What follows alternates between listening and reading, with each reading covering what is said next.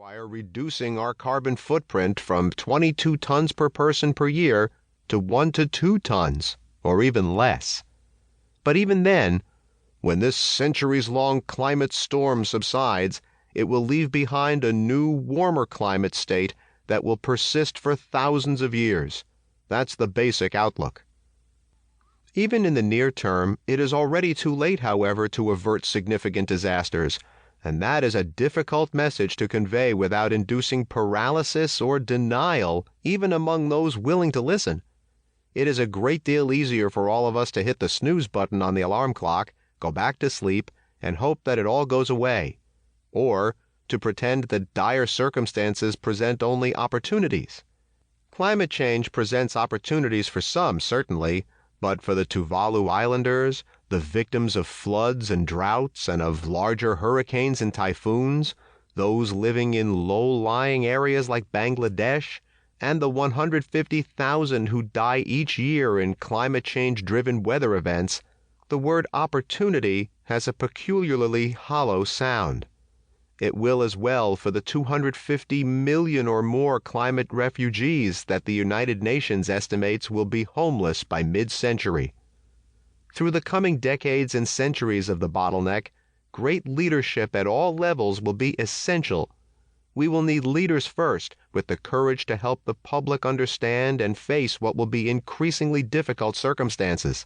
The primary cause is climate destabilization, described in 4 consensus reports by the Intergovernmental Panel on Climate Change over 20 years and hundreds of other scientific reports.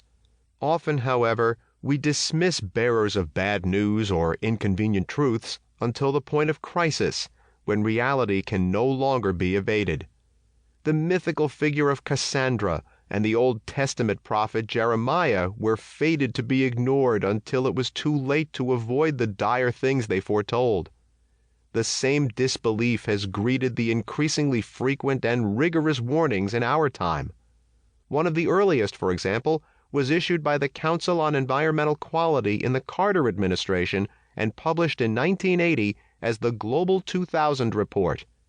The authors cataloged in great detail the scientific evidence about declining ecosystems, climate change, and species loss, along with measures necessary to move the country towards sustainability. But we chose to evade reality and sought refuge in the slogan that it was "Morning in America again." 3 decades later, it is twilight, and we live with the ecological, economic, political, and social consequences of our own making. Second, in the long emergency ahead, leaders will need an uncommon clarity about our best economic and energy options.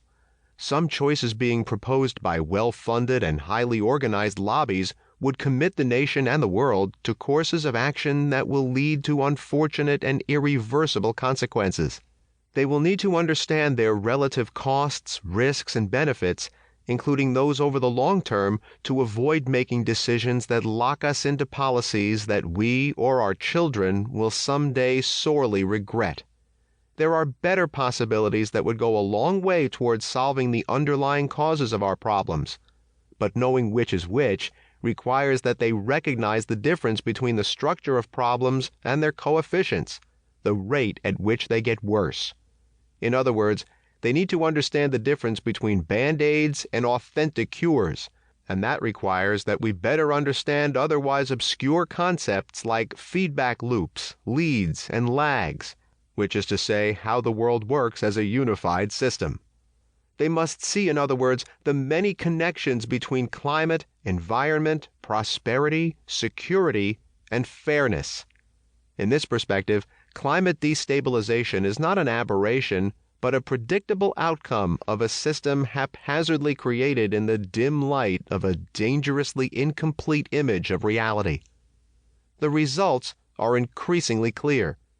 Even were we to stop emitting heat-trapping gases quickly, we will still experience centuries of bigger storms, larger and more frequent floods, massive heat waves, and prolonged drought, along with rising sea levels, disappearing species, changing diseases, decline of oceans, and radically altered ecosystems.